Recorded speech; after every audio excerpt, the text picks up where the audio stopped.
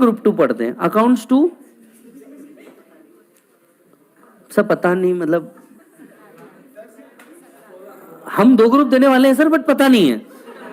अच्छा, कई लोग अलग प्रकार का नशा करते हैं, मैं नए नशे बताता हूं तुमको।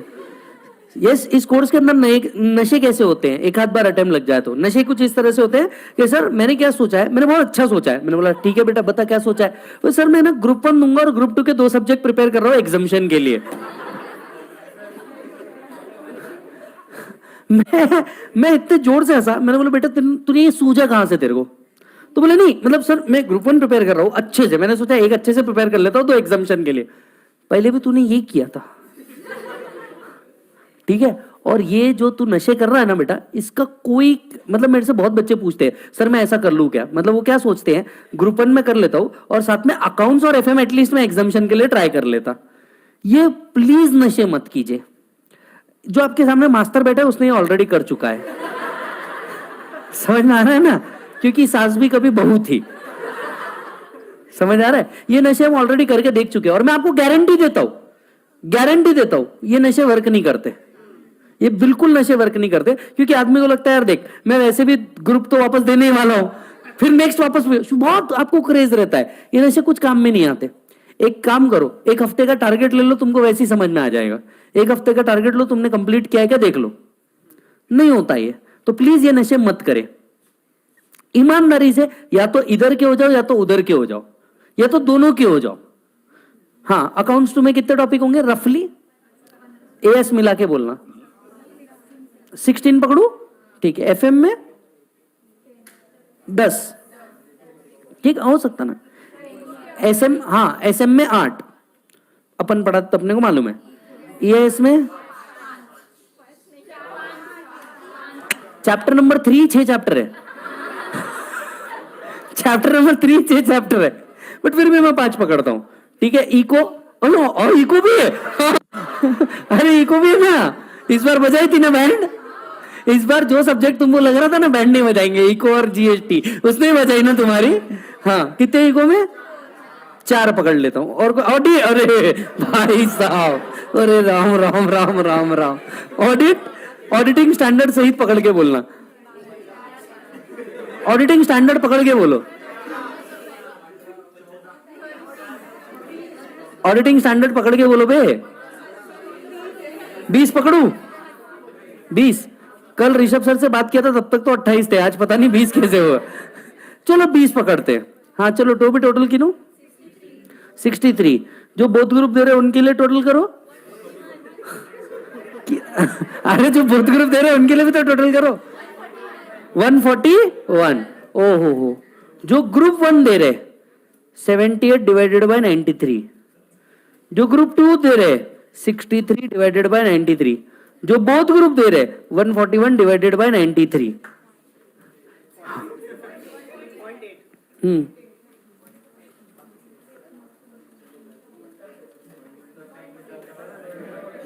इधर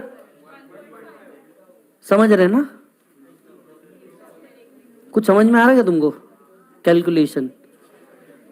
78 टॉपिक खत्म करना है तुमको 93 डेज में, बराबर। 78 topic in 93 days. So complete marginal costing, PGBP सबका लेना पड़ेगा ना, मार्जिनल कॉस्टिंग, पीजीबीपी, जीएसटी का सप्लाई, ये सब एक दिन में खत्म करना है तुमको। और मैं पहले ही बता रहा हूं, ठीक है, इस बीच कोई होली नहीं आएगी, कोई भी कॉम नहीं आएगा, आए कोई सेमेस्टर नहीं आने वाले। तुम्हारी तबीयत रोज सही रहने वाली है, ठीक है। कोई भाई शादी नहीं करेगा, कोई बहन शादी नहीं करेगी, हक ही नहीं है। यस, कोई जादू टोना, जादू मोना, सोना टोना का बर्थडे नहीं आएगा, बाबू सोना जादू टोना का बर्थडे नहीं आएगा, ठीक है। हाँ, पढ़ाई की रोज इच्छा होगी, टेस्ट पेपर आने नहीं वाले, ठीक है। न्यू सिलेबस लॉन्च नहीं होने वाला इस बीच, उसकी पंचायती नहीं होगी, ठीक है। अपने दोस्त को कोई प्रॉब्लम नहीं आई है, दोस्त कोई प्रॉब्लम नहीं आ सकती तेरे को, दोस्त हाउ डेयर यू। अपने घर पे कोई प्रॉब्लम नहीं आएंगी, अपने घर के माँ बाप, भाई बहन, बुआ फुफ्फड़ सब सही रहने वाले हैं, किसी को हक नहीं मरने का। किसी को हक नहीं कोई बीच में चूचा कर ले। कोई फैमिली में फाइनेंशियल इशू नहीं आएगा, हट पर। हाँ, कोई rose day, chocolate day, teddy day, Valentine day, फलाना डिमका असं तसं डे, लावनी डे, समझ आ रहा है तुम्हारे को? जीन्स डे, टॉप डे, ऐसा कुछ नहीं आने वाला। पिंक डे, येलो डे, ये सब कुछ सेलिब्रेट नहीं होने वाले, ठीक है? मैं पहले ही बता दे रहा हूं तुमको। ये 78 दिन, 78 टॉपिक, 93 दिन, 141 वालों की तो ऐसी तैसी है ना। बहुत एकदम ऐसे ऐसे बैठे ऐसे। अरे झंडू, तेरे पास टाइम नहीं है, कब समझेगा? बड़ा टाइम पास कर, कई लोग को मैं देखता हूं बहुत टाइम पास कर रहा है, आराम से चल रहा है जो चल रहा है। अबे झंडू, तेरे पास टाइम ही नहीं है। उल्टा अगर तेरे को अटेम्प्ट लगा है तो तेरे को तो प्लान करना चाहिए कि जितना जल्दी हो मैं सब कंप्लीट करूं, क्योंकि एक और अटेम्प्ट लग गया ना, क्या होगा? क्या होगा? इसमें तेरा सीए जाएगा। समझ में आया ना? एक अटेम्प्ट के बाद तुम्हारे घर वाले भी बोलेंगे बेटा चलो चेंज चेंज। सी क्या होता है फेलियर? सी लोग पास कर, तू खुद ऐसे स्टॉक में इन्वेस्ट नहीं करना चाहेगा जिसमें तेरे को प्रॉफिट नहीं दिख रहा। तेरे पेरेंट्स के लिए भी तू एक इन्वेस्टमेंट है। सोचना यार, वो अपनी इच्छा मार करके तेरे में इन्वेस्टमेंट कर रहे हैं, तू क्या कर रहा? अभी तू मेरे को बता, रिसेंटली अडानी का इशू चालू है, गिरता हुआ स्टॉक है, तू इन्वेस्ट करेगा क्या? नहीं करेगा, बिल्कुल नहीं करेगा। तू कौन गिरते हुए स्टॉक में इन्वेस्ट करना चाहेगा? आदमी यहाँ पे खुला हुआ चिप्स का पैकेट नहीं लेते कि पैकेट खुला है। तुम तो बात कर रहे हो तुम्हारे अटेम्प्ट लगे को तुम लोग तुमको एक्सेप्ट करे, तो क्यों एक्सेप्ट करे? तुम्हारे माँ बाप तुमको क्यों एक्सेप्ट करे? नहीं एक्सेप्ट करेंगे। वो तो शुक्र मनाओ तुम छोटे बच्चे नहीं हो, नहीं तो मार पड़ती तुमको पहले तो हाथों और लातों से, कि फेल का रिजल्ट आया तो आया कैसे। वो तो अभी क्या है, तुम उनको दिखते नहीं हो और उनकी उनकी परेशानी अलग चल रही। पर तुम खुद सब सोच करके देखो, क्या तुम्हारे घर में क्या सिचुएशन चल रही है तुमको नहीं समझ रहा क्या? अपनी एज को सोचो 2 मिनट के लिए, किस एज पे बैठे हो तुम?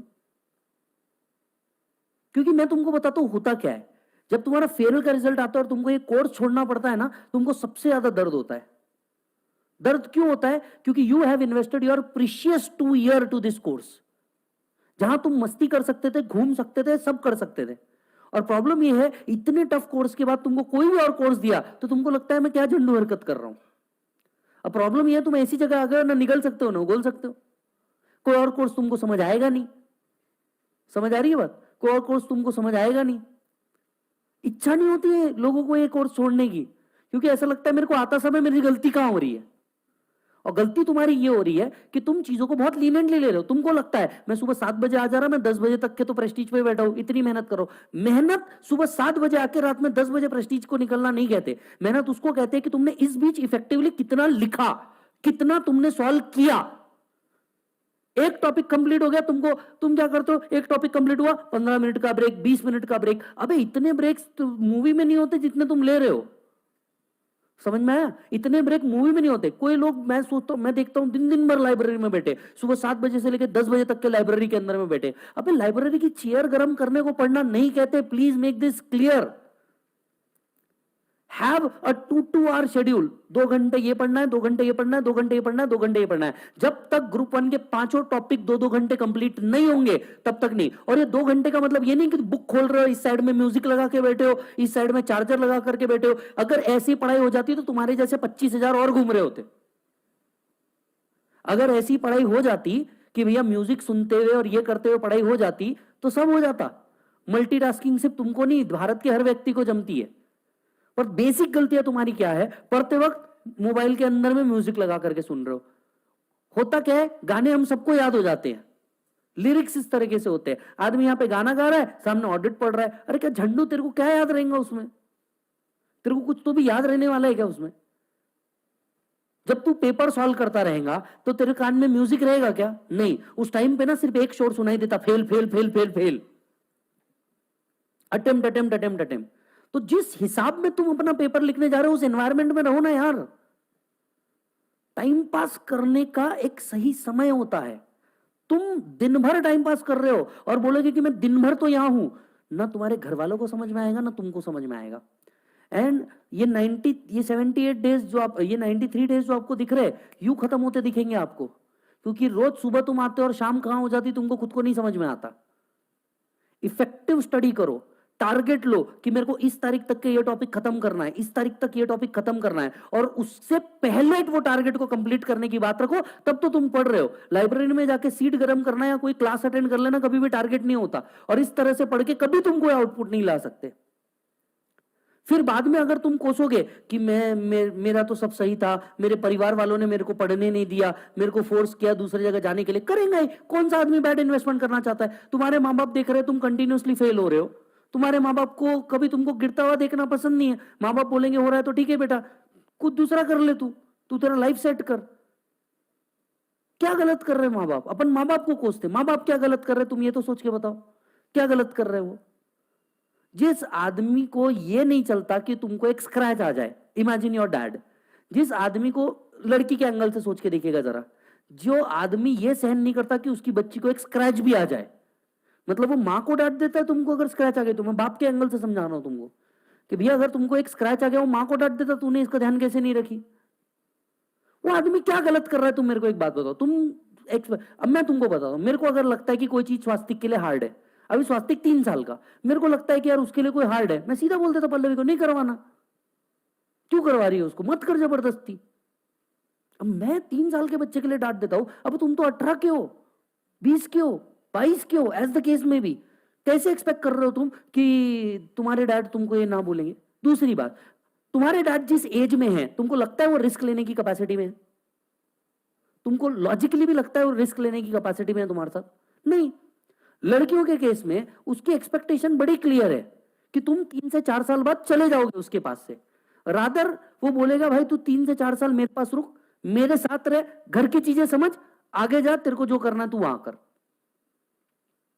लड़कों के केस में बाप एक्सपेक्ट कर रहा है कि तुम उसके कंधे तक के आ चुके हो, अब तुम कुछ फाइनेंशियल स्टेबिलिटी लेके आओ, तुम कुछ घर में उसके साथ कंट्रीब्यूट करो।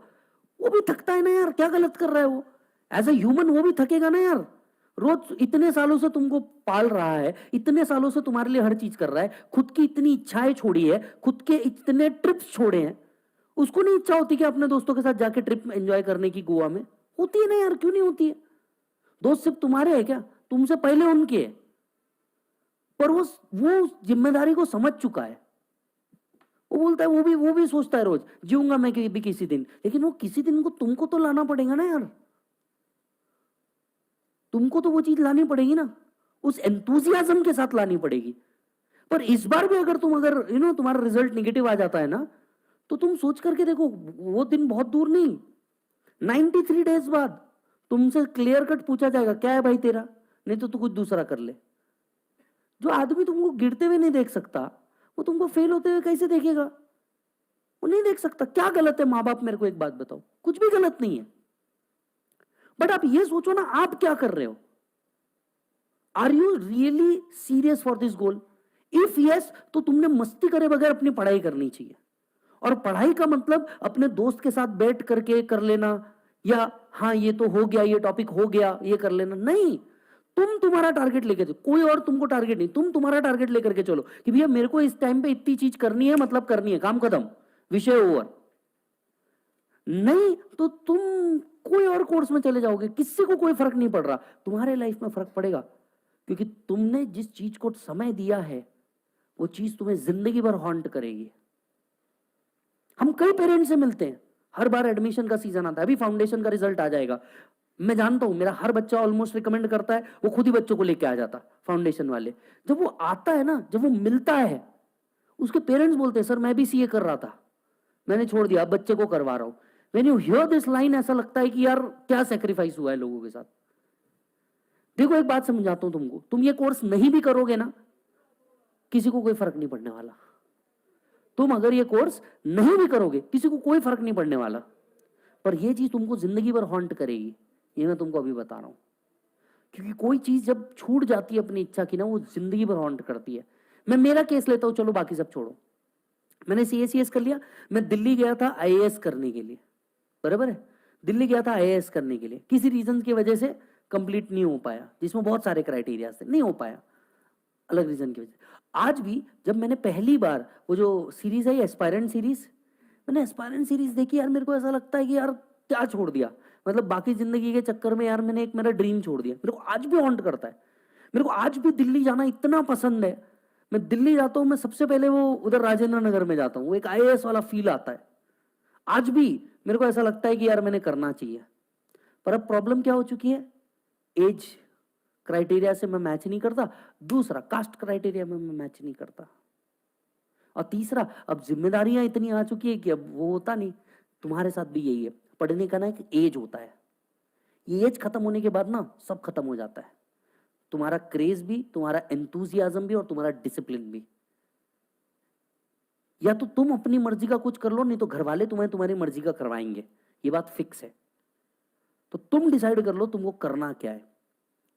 और ऐसा मैं आपको पहले ही बोल रहा हूं, आप में हो सकता है बहुत सारे लोग ऐसे हो जो ये नहीं डिसाइड कर पा रहे हो इस कोर्स में रहना या नहीं। अब भी रोज पढ़ते वक्त उनको यही सवाल आता है, यार क्या मुझे ये सच में करना है। इसके ऊपर मैंने एक सेपरेट वीडियो बनाया, should I leave CA CS CA में, एक सेपरेट वीडियो बनाया मैंने बाकायदा। उसमें मैंने कभी आपको उसमें मैंने सिर्फ ये बात करी कि आप कुछ और करो, मैंने बात ही यही करी कि आप कुछ और करो। अगर आपको ऐसा लग रहा है तो एटलीस्ट अपने दिल की करो, अपने दिल की सुनो। और मैं आपको अभी भी कह रहा हूं, तुम दिन भर कहीं लाइब्रेरी में जाके बैठ रहे हो, दिन भर कहीं पे बैठ रहे हो, बोल रहे हो कि मैं पढ़ रहा हूं, this is not study. Study is एक हफ्ते में मैंने कॉस्टिंग के इतने टॉपिक खत्म किए, अकाउंट्स के इतने किए, डीटी के इतने किए, जीएसटी के इतने किए।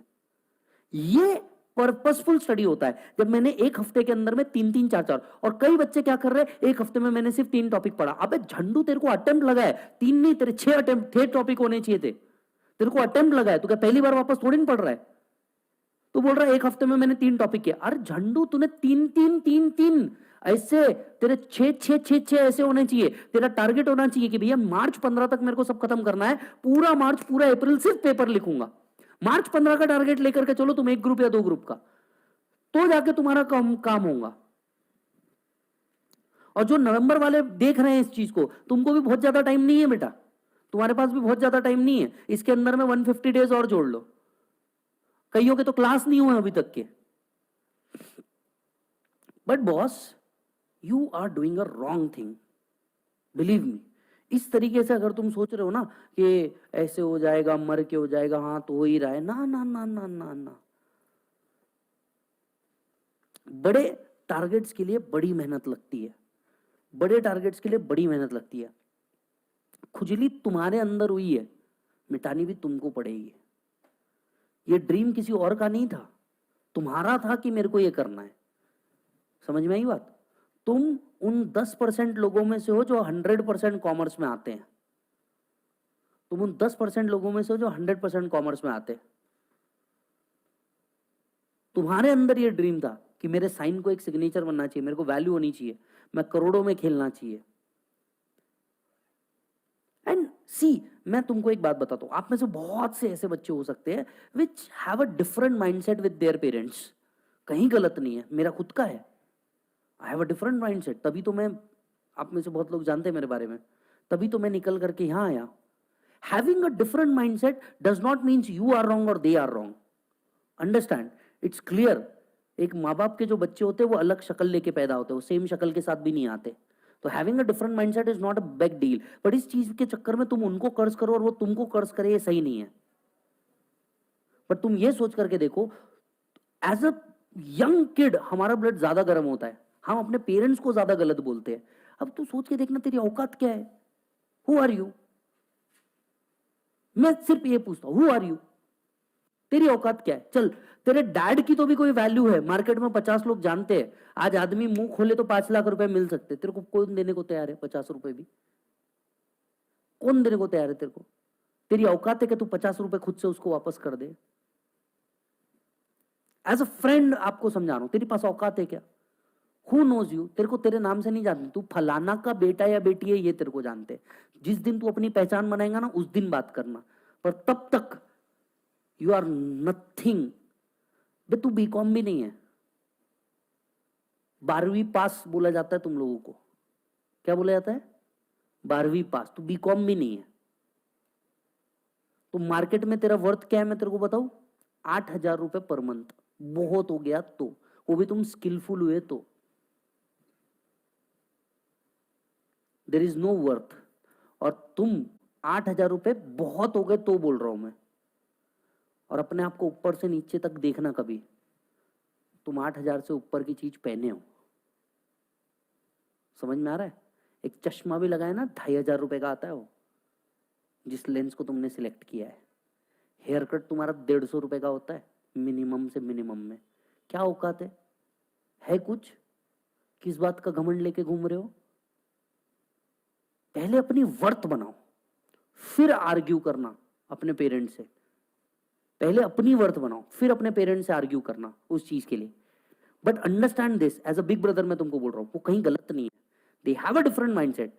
उसने हमेशा तुमको इस माइंडसेट से देखा है कि मेरा बच्चे को गिरना नहीं चाहिए, तो उसने तेरे को गोदी में उठा के रखा। तो वो आज अगर ये सोच रहा है कि तेरे से नहीं हो रहा तो कुछ और कर ले, वो गलत नहीं सोच रहा है। पर उनको गलत प्रूव करके देना, ये तुम सोचो।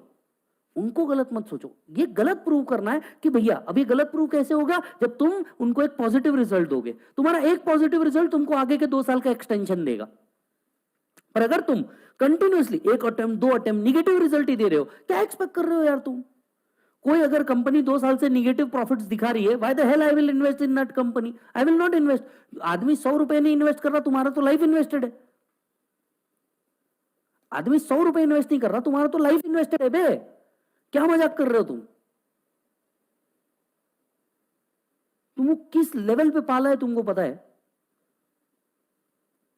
मेरे को भी इतना नहीं समझता था, ऑनेस्ट बोल रहा हूं, मेरे को भी इतना नहीं समझता था। बाप बने तो सब समझ में आता कि मेरा बापू भी मेरे को क्या बोल रहा था। समझ में आया क्या? मेरा बापू भी मेरे को क्या बोल रहा था। अभी मैं कल की बात बताऊं, कल क्या कर रहा था, स्वास्तिक क्रेयॉन्स लेकर के शार्पनर से शार्प कर रहा था। डेफिनेटली उसको समझ नहीं है इस चीज की, मेरी बात समझिए, बराबर है। मैं स्वास्तिक के पास गया, मैं स्वास्तिक क्रेयॉन्स को हम शार्प नहीं करते। उसने पूछा क्यों? मैंने बोला बेटा क्रेयॉन्स खत्म हो जाएंगे, क्रेयॉन्स खराब हो जाएंगे। कोई बात नहीं ना पापा, दूसरा ला लेंगे। अंडरस्टैंड? उसके हिसाब में इट्स वेरी इजी कि अगर मेरे पास कुछ नहीं है तो मेरे पापा है, मेरे पास कुछ नहीं है तो मेरे पापा है। फॉर मी, चीजें तेरे को खराब करने के लिए तोड़ नहीं दे रहा हूं भाई।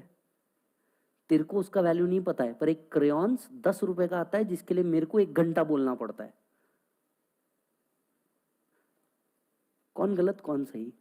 सब अपने सही जगह पे सही। वो अपनी जगह पे सही कि आई हैव माई डैड, आ जाएगा मेरे पास दूसरा। क्यों दूसरा लाऊं? उसको अच्छे से यूज कर। दूसरा क्यों लाऊं? 10 रुपए लगते भाई उस चीज के। समझ आ रही है बात? 10 रुपए लगते हैं उस चीज के। उस 10 रुपए के लिए मेरे को खड़े रहना पड़ता है, बोलना पड़ता है, 10 लोगों की गाली खानी पड़ती है, क्या फालतू पढ़ा रहा, 10 लोगों की तारीफें सुननी पड़ती है, बहुत अच्छा पढ़ा रहा, 50 लोगों से कंपटीशन करना पड़ता है उस जगह पे जो इंडिया का सबसे हॉटेस्ट स्पॉट है टीचिंग के लिए। उसमें खड़े रहना इतना आसान नहीं है ना, हर कोई खड़े रह सकता है प्रेस्टीज पॉइंट पे। वहां पे 50 तरह के कंपटीशन को झेलना पड़ता है, सब करना पड़ता है। आप सोच के देखो कौन सही कौन गलत, दोनों सही अपनी जगह। पर इसका मतलब ये नहीं कि वो मुझे कुछ गलत बोले या मैं उसको कुछ गलत बोलूं। Parents has done a lot of things. उनका व्यू अलग हो सकता है, उनकी सोच गलत नहीं हो सकती, कुछ भी हो जाए। कभी सोच के देखो, तुम भी तो गलत हो सकते हो। सिर्फ बोलना ही तो नहीं, सुनना भी तो पड़ता है ना। 2 कान है ना, मुंह एक ही है, मतलब सुनना ज्यादा और बोलना कम है ना। बात तो ये भी सोचो, सुनना ज्यादा और बोलना कम है, तभी तो तुमको 1 मुंह और 2 कान दिए ना। ये सिंपल सा गेम है, सिंपल सा गेम है। समझ आ रही है बात? यही चीज तुमको करनी है, यही चीज तुमको करनी है। मतलब मैं इस चीज को बहुत अच्छे से वैल्यू करता हूं, मैंने कहीं पढ़ा है, मैं इसलिए आपको बताता हूं। तुम अपनी माता के नीचे से आए हो, समझना इस बात को, मैंने कहीं पढ़ा है ये। तुम कुछ भी कर लो तो उनसे ऊपर से नहीं जा सकते। ये बहुत अच्छी चीज थी, मैंने कहीं पढ़ा था, बहुत प्यारी लाइन है और बहुत समझदारी वाली लाइन है। तुम नीचे से आए हो, कभी उनके ऊपर जाने की कोशिश मत करो, क्योंकि he will always be ahead only. I hope आप समझे मैंने किस टर्म्स में बोला। तुमको थोड़ी सी मेहनत एक्स्ट्रा करनी है यार। देखो एक बात समझो, आई नो एक फेल रिजल्ट आदमी को अंदर से शैटर कर देता है बहुत सारी चीजों के लिए, खुद के ऊपर का सेल्फ कॉन्फिडेंस, खुद की इच्छाएं, बाकी चीजों में एक्टिवनेस सब खत्म हो जाता है। बट एक फेल का रिजल्ट ना तुम्हें तुम्हारे सपनों से, तुम्हारे अपनों से दूर कर दे, इतना दम तो नहीं होना चाहिए ना। एक बहुत प्यारी लाइन कहने जा रहा हूं, अगर दिल तक पहुंचे तो समझना। लाश का बोझ उतना भारी नहीं होता जितने सपनों की लाश का बोझ होता है। मैं फिर कहता हूं, ध्यान से सुनना, ये मेरी बात है। लाश का बोझ उतना भारी नहीं होता जितना सपनों की लाश का होता है। तुम सोच के देखो तुम्हें कौन सी चाहिए। इच्छाएं कब तक मारोगी? बहुत मार ली, मेहनत ज्यादा करो। एक दिन हर टॉपिक 2 घंटा, एक वीक का टारगेट 5-5, 6-6 टॉपिक। अगर तुमको ऑलरेडी अटेम्प्ट लग चुके हैं तो तुम्हारा 5-5, 6-6 टॉपिक का टारगेट होना चाहिए, जिसमें एटलीस्ट 2 बड़े और 1 छोटा हो। 2-2, 3-3 दिन में आराम से कंप्लीट हो सकते हैं। तुम लॉजिकली सोच के देखो, मार्जिनल और स्टैंडर्ड कॉस्टिंग तुम्हारे लिए शायद अब 3 से 4 दिन का ही मैटर है, जो रेगुलर क्लास में शायद 15 दिन चला होगा, पर तुम्हारे लिए तो अब 3 से 4 दिन का मैटर है। किसके लिए वेट कर रहे हो? तारीख जब आएगी तब कंप्लीट करेंगे। कब मरेंगे सासू, कब आएंगे आंसू? किसके लिए वेट कर रहे हो? बढ़ो ना आगे, कंप्लीट करो। कई बच्चों ने अभी तक जीएसटी चालू नहीं किया। अबे जिसमें तेरी लगी है तू वही चालू नहीं कर रहा। सर कैसे चालू करूं? ये झंडू क्वेश्चन है 1 नंबर का। कैसे चालू करूं? कैसे क्या चालू कर? चैप्टर नंबर 1 बेसिक बुक तेरे पास है, सारी चीज तेरे पास है, उठा पढ़ना चालू कर। किस चीज का वेट कर रहा तू? क्या वेट कर रहा तू? तेरे क्लासेस हुए हैं ना, उठा पढ़, कहीं अटकेगा देख कॉन्सेप्ट को। बट बॉस समझो, तुम बहुत गलत कर रहे हो अगर तुम लाइब्रेरी में बैठ के टाइम पास कर रहे हो। दोस्त दुनियादारी तुम्हारी बहुत ज्यादा है, कोई मतलब नहीं है, कोई घंटा काम नहीं आने वाला। मैं वापस बोलता हूं, कोई काम नहीं आने वाला। कई लोग क्या कर रहे हैं, मैं ऐसा देखता रहता हूं कॉरिडोर में, एक खड़े रह के दूसरे को ज्ञान दे रहा, तू ऐसा कर, तू ऐसा कर, तू ये देख ले, वो देख ले। First be rich then be a philosopher. क्या बोला? वापस सुनो, first be rich then be a philosopher. एक फेल दूसरे फेल को यह समझा रहा पास कैसे होना।